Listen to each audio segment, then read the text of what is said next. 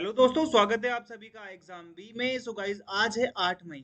Okay, तो 8 मई से related आपके जो इम्पोर्टेंट करंट अफेयर होंगे वो सभी के सभी मैं आज आपको यहाँ पे बताऊंगा।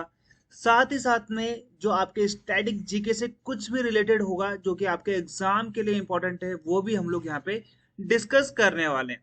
पहला क्वेश्चन लेते हैं। कौन सी कंपनी ने रिसेंटली इंडियन पोस्ट के साथ एक पार्टनरशिप एग्रीमेंट पे साइन किया है ताकि last mile e commerce delivery services को वो सही तरीके से चला पाए। ये last mile e commerce delivery क्या होती है भाई? गांवों तक, शहर में तो हर कोई पहुंच पाएगा। लास्ट माइल का होता है कि आप मान लीजिए दूर दराज के इलाकों में भी, रिमोट एरियाज में भी, रूरल एरियाज में भी, माउंटेनियस एरियाज में भी आप डिलीवरी कर पाओ, उनको भी ये सुविधा मिल पाए कि वहां पर भी आप घर बैठे सामान मंगा सकते हो। तो ये किसके साथ करा है? इंडियन पोस्ट ने ये करा है एफ सिप लॉजिस्टिक्स के साथ। ये चीज का आप लोगों ने यहाँ पे ध्यान देना है। अगला है इंटरनेशनल लेपर्ड डे 2024। हमने पूरी दुनिया में कब मनाया और कब मनाया जाता है बेसिकली? तो ये मनाया जाता है 3 मई को। तो ये चीज आप लोगों ने यहाँ पे ध्यान देनी है, इंटरनेशनल लेपर्ड डे 2024 का। 1973 में प्रोजेक्ट टाइगर स्टार्ट होता है, ये भी आप लोगों ने ध्यान देना है। और एक और इम्पोर्टेंट चीज है कि ये स्टार्ट होता है जिम कॉर्बेट नेशनल पार्क, जो कि कहां पर है? उत्तराखंड में है। ओके, प्रोजेक्ट टाइगर एग्जाम में कई बार आता है। अगर मैं बात करूं इंडिया के स्नो लेपर्ड की, स्नो लेपर्ड की जो पॉपुलेशन है वो 718 है भारत में। तो ये चीज आप लोग यहाँ पे ध्यान देना, ये है 718 स्नो लेपर्ड। और यही स्नो लेपर्ड खेलो इंडिया विंटर गेम्स का भी शुभंकर था, मैस्कॉट था। ये भी आप लोगों ने ध्यान देना है। अगर मैं सिर्फ लेपर्ड की बात करूं, ये तो हो गया आपका हिल, ये तो हो गया आपका स्नो लेपर्ड। सिर्फ मैं आपके लेपर्ड की बात करता हूं, है ना। अगर मैं तेंदुओं की बात करता हूं, 2018 में 12,852 थे ये।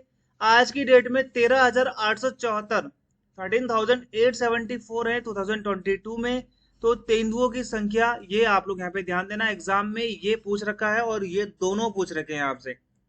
अगला क्वेश्चन है, कौन से बैंक ने रिसेंटली एक नई फैसिलिटी को अलाउ किया है जहां पे जो नॉन रेसिडेंट्स ऑफ इंडिया थे, एनआरआई कस्टमर्स जो होते हैं उस बैंक के या फिर किसी बैंक के, वो यूपीआई ट्रांजैक्शन कर सकते हैं इंडिया में, और वो अपने इंटरनेशनल मोबाइल नंबर का यूज कर सकते हैं। जो भी मान लीजिए कहीं यूएसए से आ रहा है, कोई बेलारूस से आ रहा है, कोई स्लोवेनिया से आ रहा है, कोई एस्टोनिया से आ रहा है, उनके पास उस देश का नंबर होगा। उस नंबर से भी अब ये लोग यूपीआई ट्रांजैक्शन कर पाएंगे भारत में। इसमें कोई दिक्कत नहीं होगी। सिर्फ किसके लिए है?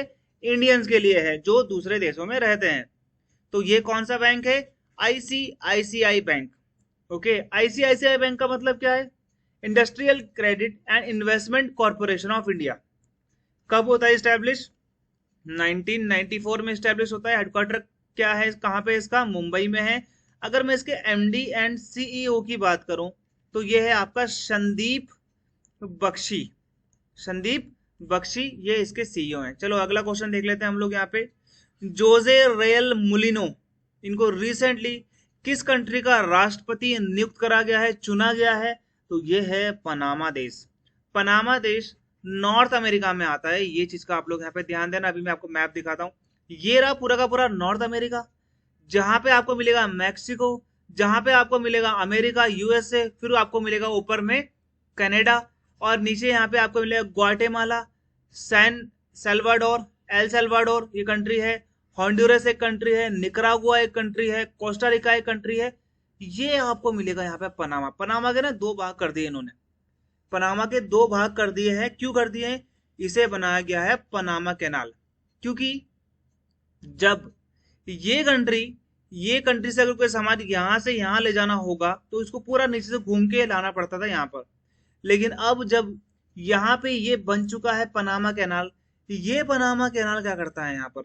ये पनामा कैनाल यहाँ से शिप जाते हैं, ये इनसे रॉयल्टी लेता है। ओके, तो ये जो पनामा कैनाल है ये पनामा में है। किसको जोड़ता है? एग्जाम में आता है ये पनामा कैनाल। यहाँ पे है आपका अटलांटिक सी, ये हो गया आपका नॉर्थ अटलांटिक सी, ये हो गया यहाँ पे आपका पैसिफिक ओशन। तो एग्जाम में आता है कि पनामा कैनाल किन दो आप ये कह सकते हो सी ओशन को जोड़ता है? तो Atlantic ocean and Pacific ocean. तो ये हो गया पनामा। पनामा की कैपिटल क्या है? तो ये है पनामा सिटी। ओके, ये मैंने आपको मैप में दिखा दिया है, कोई और दिक्कत होगी तो आप लोग मुझे बता सकते हो। जापान ने recently man Asian football corporation council बोल सकते हो आप, चैंपियनशिप बोल सकते हो, under 23 Asian cup for the second time by defeating which country. AFC से आप इसको फुटबॉल या किसी और से मत समझना, अभी पर्टिकुलरली आप एएफसी याद रखो, अंडर 23 एशियन कप। ये किसको हराकर जीता है? तो ये किसको हराकर जीता है? ये चीज है, उज्बेकिस्तान को जापान ने हरा दिया। अब ये जो जापान है ना, पहली बात तो ये एएफसी अंडर 23 एशियन कप हुआ कहां पर है? तो ये कतर में हुआ है, ये भी एग्जाम में आ सकता है आपके। मैं जापान की बात करता हूँ। ये हो गया आपका एशिया, ये हो गया आपका जापान। एशिया के बिल्कुल आप देखोगे ईस्ट में आपको मिलेगा जापान, और ये रहा आपका जापान। जापान में भी आपको कितने मिलेंगे? 1 2 3 4 5, दैट इज 5 and 6। ओके, ये क्या हो गए आपके सारे के सारे इनके प्रोविंस हो गए, इनके प्रांत हो गए। जैसे आपका क्या हो गया, Osaka, Kobe, Kyoto, Nagoya, Sapporo, Hokkaido भी बोलते हैं। अगर आपसे कभी ये पूछेगा कि जापान का सबसे नॉर्दर्न आइलैंड कौन सा है, तो आप क्या बोलेंगे? वो है होकाइडो। और अगर आपसे कभी सदर्न आइलैंड पूछेंगे तो आप बोलेंगे ओकिनावा। ओके, ये हो गया आपका।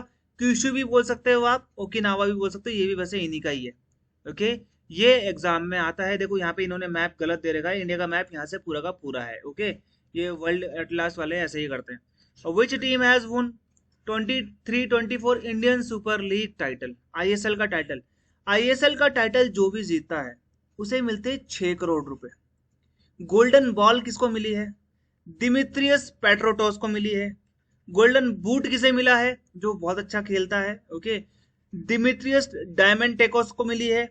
इमर्जिंग प्लेयर किसको मिला है? इमर्जिंग प्लेयर ऑफ आईएसएल 2023-24, ये मिला है विक्रम प्रताप सिंह को। ओके, विक्रम प्रताप सिंह को मिला है, ये चीज आप लोग यहाँ पे ध्यान देना। और ये जीता है मोहन बागान। ओके, ये किसने जीता है? तो ये जीता है मोहन बागान ने, ये आप लोग यहाँ पे ध्यान देना। ये देखो 2023-24 का है। कौन कौन सी सिटी थी? Mumbai city, Punjab football club, Mohun Bagan Super Giant, FC Goa, okay, Chennaiyin FC, Kerala Blaster, East Bengal FC, Odisha, North East United, Hyderabad FC, Bengaluru FC, Jamshedpur FC.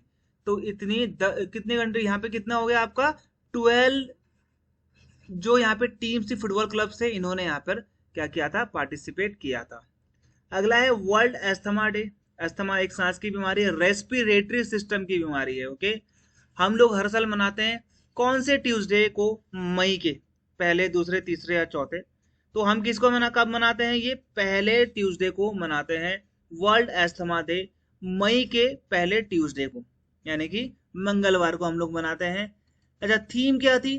तो ये थी थीम एस्थमा एजुकेशन एम्पावर।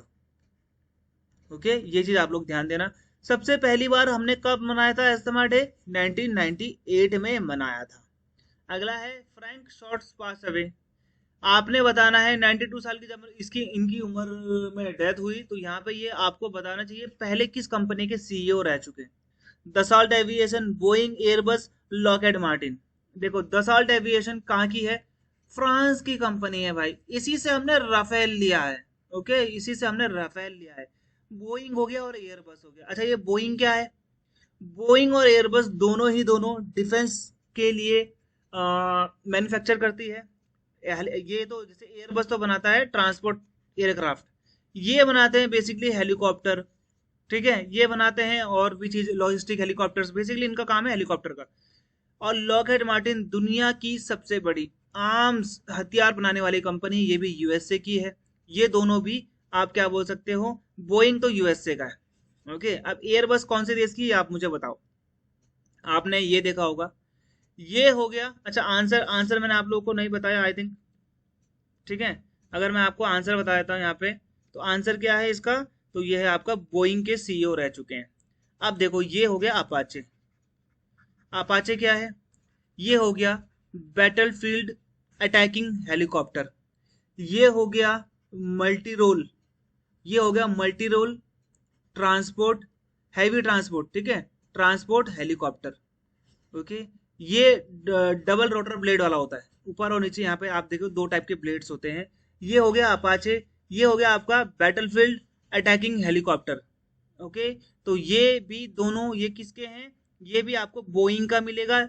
ये हो गया अपाचे और इसे हम बोलते हैं चिनूक। चिनूक ये भी किसका है, बोइंग का है। ये भी आप लोग ध्यान देना, एग्जाम में आता है। यूएसए से हमने एक ड्रोन लिया है अभी, प्रीडेटर। फ्रांस से हमने राफेल लिया है दसॉल्ट एविएशन से। ब्रह्मोस हमने रशिया से लिया है। ये भी आप लोग यहाँ पे ध्यान देंगे, ज्यादातर हम लोग इन्हीं से ही सामान लेते हैं जो कि डिफेंस का है। सुनीता विलियम भारतीय मूल की अमेरिकी नागरिक, दोबारा से स्पेस में जाने के लिए तैयार हो गई है। इससे पहले ही कितने बार स्पेस में जा चुकी हैं ये आप लोगों ने बताना है। सबसे इंपॉर्टेंट चीज, ये सबसे पहली बार 2006 में गई थी। अभी ये 58 ईयर्स की हैं तो काफी ज्यादा उम्र की हो चुकी है, तो ये दूसरी बार भी जा चुकी है। तीसरी बार, यानी कि अब इनका आंसर क्या हो जाएगा, पर्टिकुलरली यहाँ पे आप देखोगे तो ये तीसरी बार जा रही है, तो पहले भी ये 2 बार जा चुकी हैं। ओके, सुनीता विलियम पहली बार, तो ये दूसरी भारतीय महिला जो स्पेस में गई थी। पहली कौन सी है, कल्पना चावला जी हैं। लेकिन एक बहुत ही दुखद घटना 2003 में घटी थी, 1 फरवरी में, जहां पे कोलंबिया, ये दिख रहा है आपको, ये स्पेस शटल है, कोलंबिया स्पेस शटल वापस पृथ्वी में आते वक्त क्रैश हो गया था, जिसमें सभी के सभी 6 क्रू मेंबर्स मारे गए थे और ये भी उनमें एक थी। ये हैं सुनीता विलियम्स और ये दोबारा से स्पेस में जा रही हैं, 58 ईयर्स की हैं। और ये चीज किस में जा रही है, पहली बात तो बोइंग का है star liner space craft, Boeing का है स्टार लाइनर स्पेस क्राफ्ट, उसमें जा रही है। तो ये करंट अफेयर है। लास्ट क्वेश्चन है आज का कि किन की birth anniversary former president of ज्ञानी जेल सिंह हम लोग हर साल मनाते हैं। ओके, हम लोग बर्थ एनिवर्सरी का मतलब क्या होता है, जब इनका जन्म हुआ था, जयंती जिसे हम बोलते हैं प्रेसिडेंट की, हम लोग मनाते हैं। कब मनाते हैं, हम लोग मनाते हैं 5 मई को। भारत के 7वें राष्ट्रपति 1982 से 87 के बीच में रहे थे। ओके, इनके इनके कार्यकाल में ना 2-3 चीजें बहुत बड़ी फेमस हुई हैं। ऑपरेशन ब्लू स्टार, जब अमृतसर का आपको पता है ना, ठीक है, गोल्डन टेम्पल को फौज ने घेर लिया था, वहां पे भिंडर वाले ने सुरंग बनाकर क्या करके रखा हुआ था, यहाँ पर बहुत ज्यादा हथियार बना के रखे हुए थे। असैसिनेशन हुआ था इन्हीं के टाइम पे इंदिरा गांधी का 1984, ये पता होगा आपको, 31 अक्टूबर। एंड एंटी सिख राइट्स भी हुए थे इस टाइम पे, है ना। ये भी चीजें आप लोगों ने ध्यान देनी। 7वें राष्ट्रपति थे, कांग्रेस के चीफ मिनिस्टर रह चुके हैं पंजाब के। ओके, इन्होंने ही लाइफ लॉन्ग पेंशन स्कीम लाई थी फ्रीडम फाइटर्स के लिए पंजाब में। ओके, और ये पहले सिख थे जो भारत के राष्ट्रपति बनते हैं, ज्ञानी जेल सिंह। और एक और इम्पोर्टेंट चीज, भारत का पहली बार पॉकेट वीटो का इस्तेमाल, जो प्रेसिडेंट की पावर होती है, वो ज्ञानी जेल सिंह जी ने ही यूज किया था। और हमारे द्वारा एसएससी सुपर पैक का कोर्स बहुत ही इंपॉर्टेंट है आप सभी के लिए। आपको यहाँ पर ना बहुत चीजें देखने को मिल जाएंगी, मतलब इतना कंटेंट है कि आप अच्छे तरीके से अच्छी तैयारी कर पाओगे। मंथली टेस्ट है, रिकॉर्डेड वीडियोज है, जब मन में आएगा तब देखो। पीडीएफ नोट्स हैं, क्रिस्प नोट्स हैं, और सारे के सारे पीडीएफ आपको यहाँ पे फ्री मिल जाएंगे। टेलीग्राम ग्रुप है जिसमें आप मुझसे बात कर सकते हो। मेरी आईडी लिख लो, Vikram VIKRM, Vikram sir SIR GK। Okay, ये मेरी टेलीग्राम आईडी है। पर्सनल मैसेज कर पाओगे मुझे, जो भी आपके एग्जाम से रिलेटेड प्रॉब्लम है, मैं रिप्लाई करने की कोशिश करूंगा जल्दी से जल्दी। मिलते हैं हमारे अगले वीडियो में, तब तक के लिए गुड बाय एंड जय हिंद।